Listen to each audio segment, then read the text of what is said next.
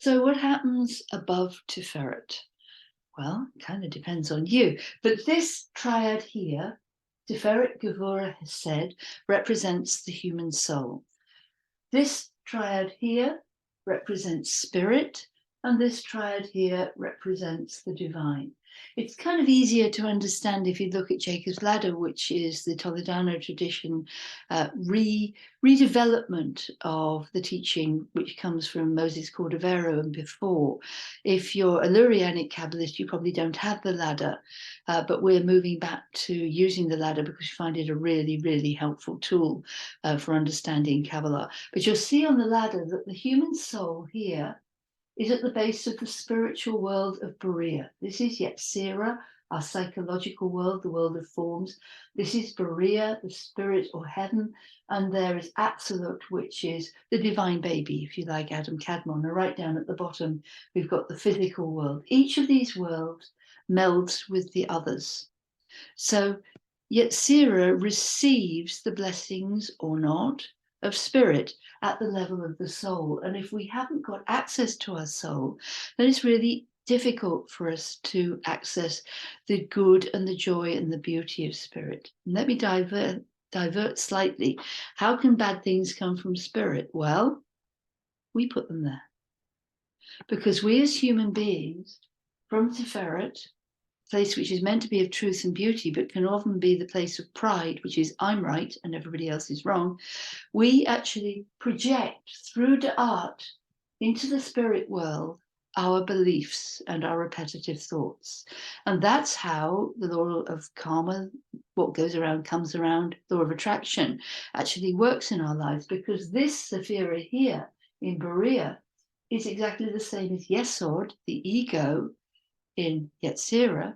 So we put a foundation into spirit with our thoughts, feelings, and words, and spirit is obliged to feed them back to us.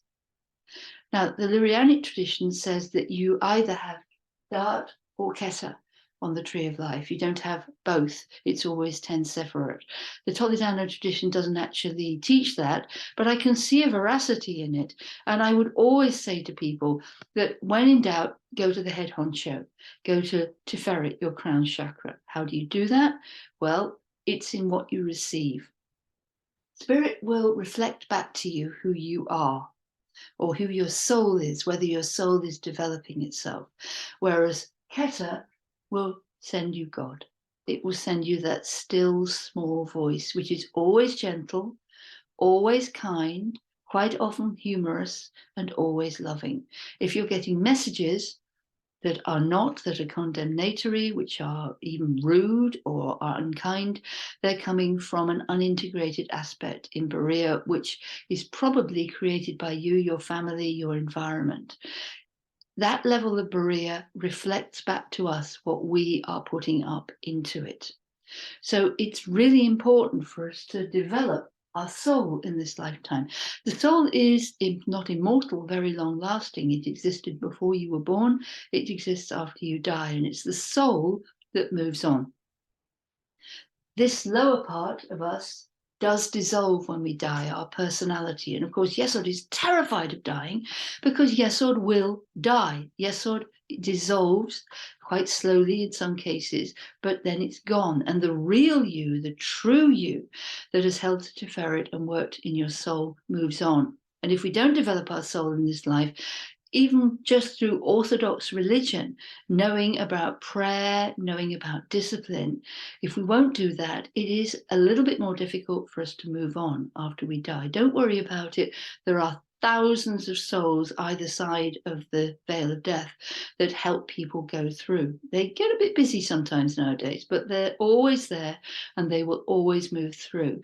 And if you're ever concerned about anyone you know who had a difficult death, please do email me on maggy@maggywhitehouse.com, Maggy, because there is a meditation called the Chapel of Liberation that will heal your soul in this matter and will also ensure that the other person is safely on the other side.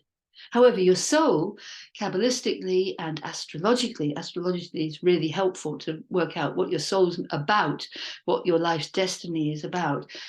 It's Gevurah, Mars, Jupiter, Hesed, and Tiferet, Sun.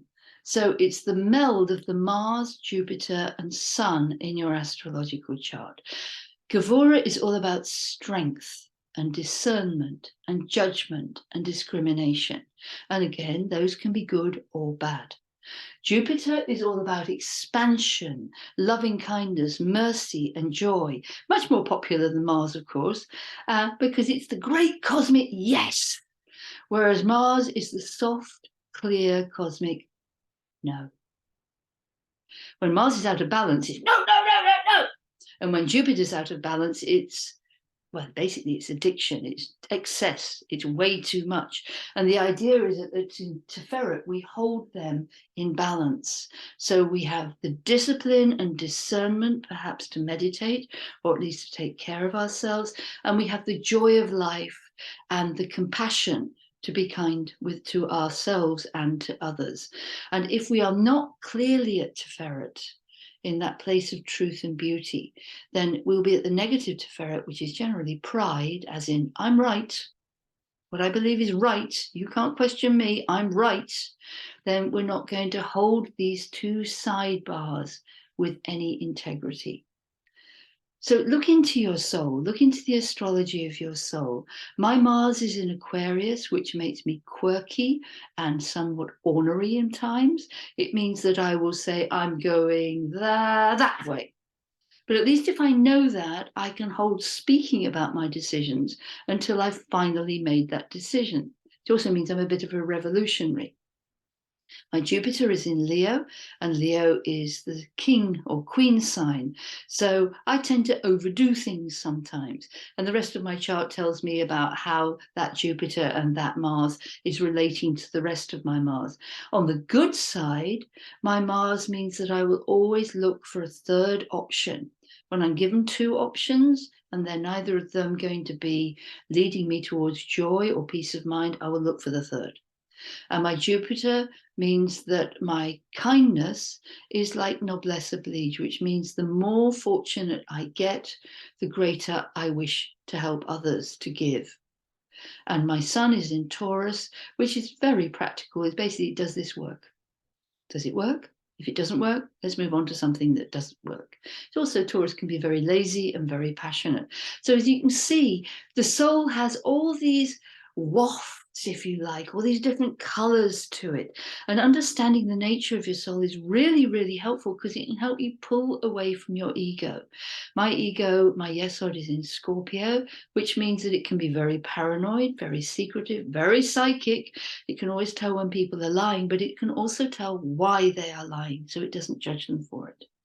So if you want to, have a look at the color of your soul in this lifetime through your astrology. And you can get free astrological charts on the internet, though a good astrologer is always a much better bet.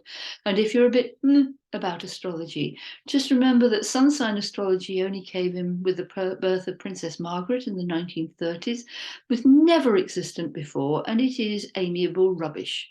But your astrological chart can have up to 4 million variations in it. So you are unique and your soul is unique. You have soul companions and you have a soul group, and they are helping you from the other side. But the soul is the seat of free will.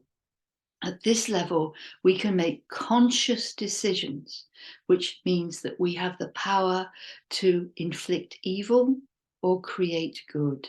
And as we work with our soul, as we come into our true self, our sun sign, and work with our Mars and our Jupiter, then we can become vessels for spirit coming down clearly from Absolute, from the Holy One, for the greater good.